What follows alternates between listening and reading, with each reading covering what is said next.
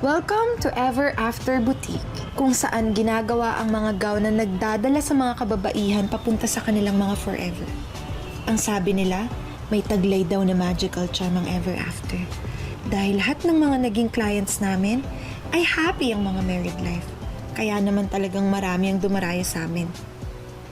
Pero nang mamatay na si Mama, akala ko katapusan na rin ang Forever After. Pero ito ako ngayon, si Elena de Mayuga.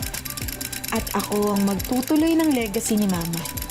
Ang pagandahin ng mga kababaihan para sa kanilang happily ever after.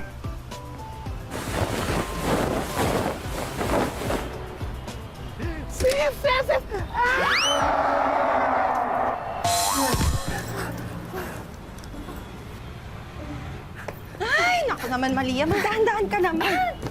Sis, guess who ang nag-message for inquiry sa Ever After? Sino? Si Anika! The one and the only fashionista vlogger, Anika de la Riva. Oh my God, ikakasal na sila nung long-time boyfriend niya. True. Buti nga sila ikakasal. Samantalang tayo eto, single pa rin. Aba, Malia, hindi naman kabawasan ng pagkatao pagiging single nun. Ay, pero happy ako for that. Sis, biruin mo, ikaw ang magtatahi ng gown na isusuot ni Anika. At sure na ako na napakalaking bagay nun para sa Ever After. What? Totoo. Ay, malay mo, di ba? Matupad yung pangarap ni Mama na maging world class. Itong Ever After. Ay naku paghandaan natin yung pagdating ni Anika de la Riva, hindi tayo yung pwedeng putso-putso. Ay, naku, correct ka dyan. Excited ako. I'm so excited. Let's go! Ay, nako, Malia. Sis! Sis! Ay! Sorry! Oh my God! Sorry, sis! Malia naman, hindi ka nag-iingat. Sorry. Yung mga tela mo, huwag kang mag-alala. Lalabahan ko na lang. Delikado to. Sorry! Good morning. Hi. Good morning. Good morning. Hi. Hello po. Welcome po sa Ever After Boutique. Miss Anika. Hello, sir. Juice, juice. Yeah. Anyway, I'm here to inquire for my gown para sa kasal namin ni Roel. Actually, hindi naman to ang first choice ko. Pero marami akong friends na nagre-recommend dahil sa reputasyon ng Ever After.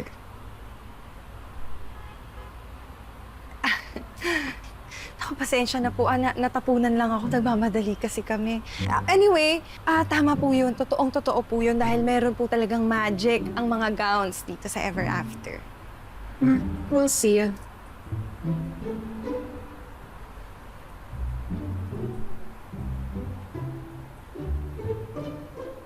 Ito na ba yung mga designs that you have? Miss Anika, meron po akong mga designs na nakatago. Actually, hindi ko yun basta-basta nilalabas, pero pinapakita ko po yun sa mga VIPs. Can I try? Sure po! Gusto niyo na po makita now? Yeah. Sige po, let's go. Ako, I'll just stay outside muna habang tumitingin ka. Sige, okay. Let's go! Sige, saan ka?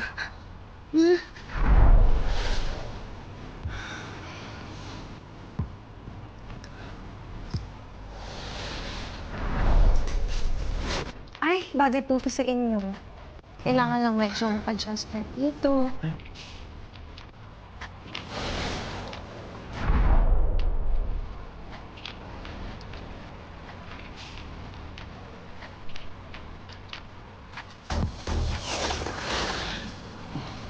Ang pangit ng mga designs.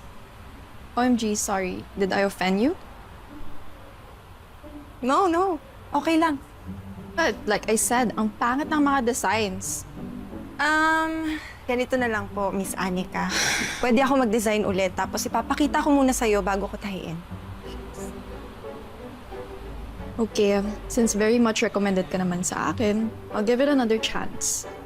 Just try to impress me, okay?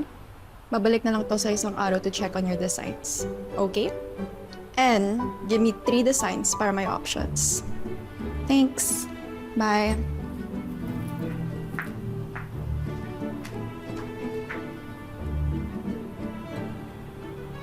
Nanggigigil ako, Malia.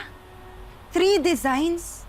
3 designs? Tapos gusto niya sa susunod na araw na? Napaka-demanding at napakayabang naman nun. Akala niya kung sino siya. Hindi ko lang talaga kailangan yung clout nun. Ay, naku, Malia, papatulak ko talaga yun eh. Uy! Huwag ka na malungkot. Okay lang yan. Alam ko na-disappoint ka kasi hindi pala ganun kaganda yung ugali mo.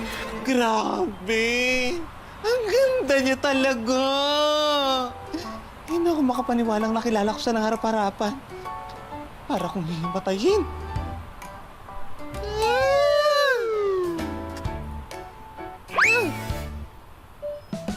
Ganun talaga, te. Hindi mo ako sinalo, no? Grabe ka naman.